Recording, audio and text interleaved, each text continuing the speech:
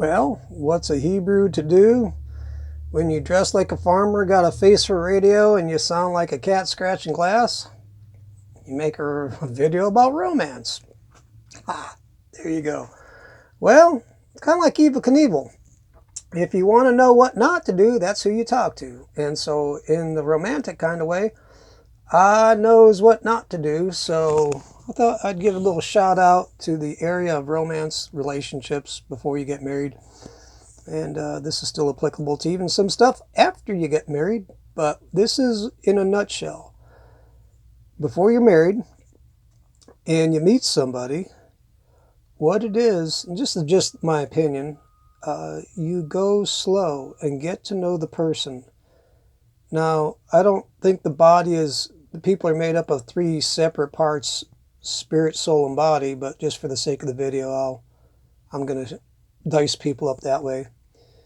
Now, back in the days when I was a hippie and you're at music festivals and all that, it was pretty much lust of the eye, lust of the flesh, pride of life. So if it looked good, made you feel good, and did something for you on the inside just to build yourself up, I'm like, yeah, cool, it's a party. And if it wasn't that, if two out of three, if it was 2 out of 3, or shoot, back in the hippie days, it was just, you didn't even have to have 2 out of 3. You could add 1 out of 3 and something could have happened. It usually just blew up. It was bad. You get saved. Now, in salvation, there are a variety of levels that will occur in your life. One, you give your heart to God, you feel nothing, but you're saved. That's cool. You are saved. It's not about feelings. It's about, hope the audio's coming out on this.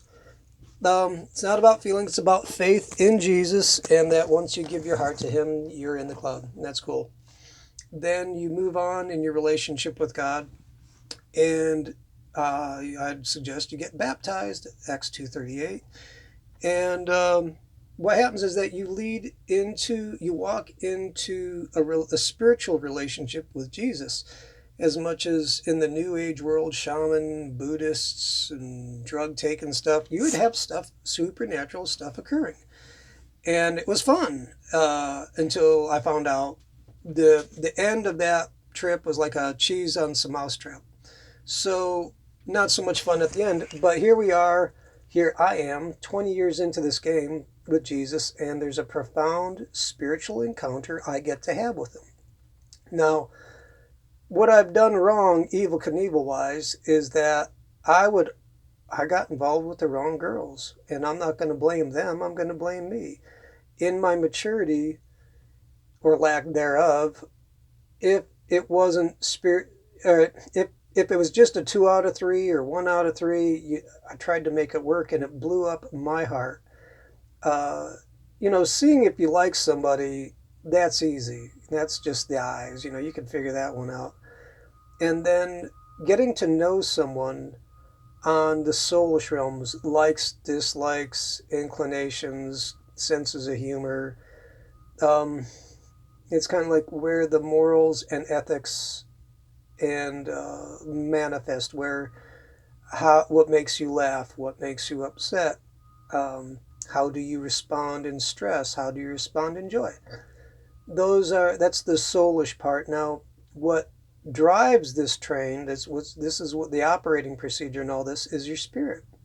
Because what you got inside of you spiritually is what's going to come out of you when you get squeezed by life, either in a bad way or a good way. And when you have Jesus, as you focus on Jesus, He will burn inside of you. He will grow inside of you. He will illuminate the inside of you. His Spirit guides us. And what it is, and it's by His Spirit and His Word. When you are dating someone, or just let me just start with this. Why don't you just get to know people? I've had friends who have known each other. They knew their spouse for maybe just a couple months. They got married, and it worked out. So there's provisions for not everything I'm saying is set in concrete, but my opinion is get to know someone in a friend kind of a way. Get to know them in like all seasons of their life. It takes time to really see people how they respond. Anyone can put their best foot forward for a while, but eventually you stub your toe and then, something happens and you get to see how they react and how they integrate with you. And if it's good, okay, good, roll with it.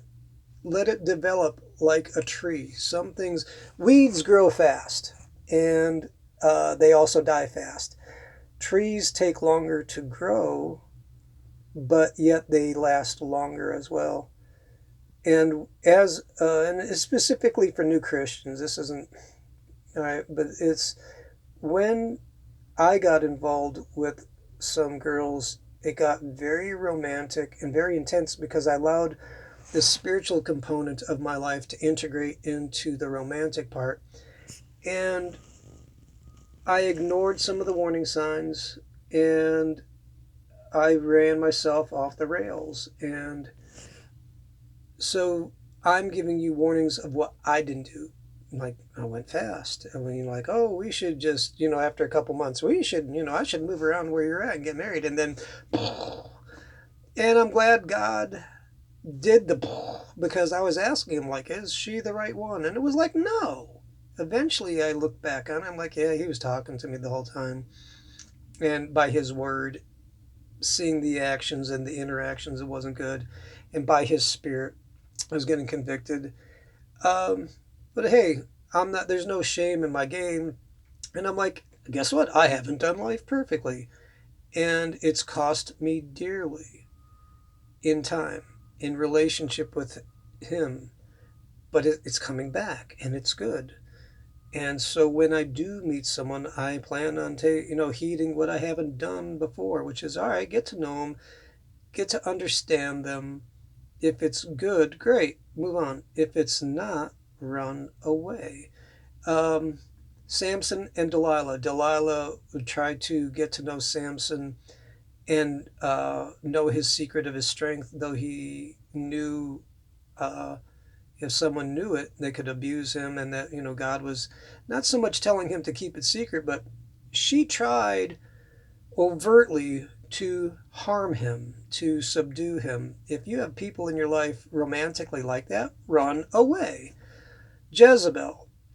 And by the way, this isn't just about girls, this is about guy or girl if they're manifesting in this way. Jezebel, she was sexually promiscuous. She got the children, the priests of Israel, to fornicate. And I forget what else, but it was pretty much sexual impropriety. And I don't know if that was about sacrifice, but I know it was about her having them sleep around. And I'm not going to just blame her. I'm going to blame the guys for falling into it, and Samson's fault for going for the wrong girl. So, by the way, this is not about being gender specific. So, if you're a girl and you think the guy is all that, but he's crazy, and you see him doing things, like, it's your responsibility to go, wow, he's crazy. And if you see a good looking girl, but she's a hot mess, well, she's a hot mess. Go run away. And then as you get to know people properly in the relationship in the realm of friends, and then you let the spiritual aspect integrate in, you run as fast as you can to God and as straight as you can to God. And anyone who can keep up with you is, hold on a second, I got a text coming. Anyone who can run with you as fast as you are running, that's a viable candidate. I mean, if you don't like the way they look, smell, or whatever, okay, bail. And if they can't get along socially, you bail. And if you're spiritually, they're just not with it, you bail.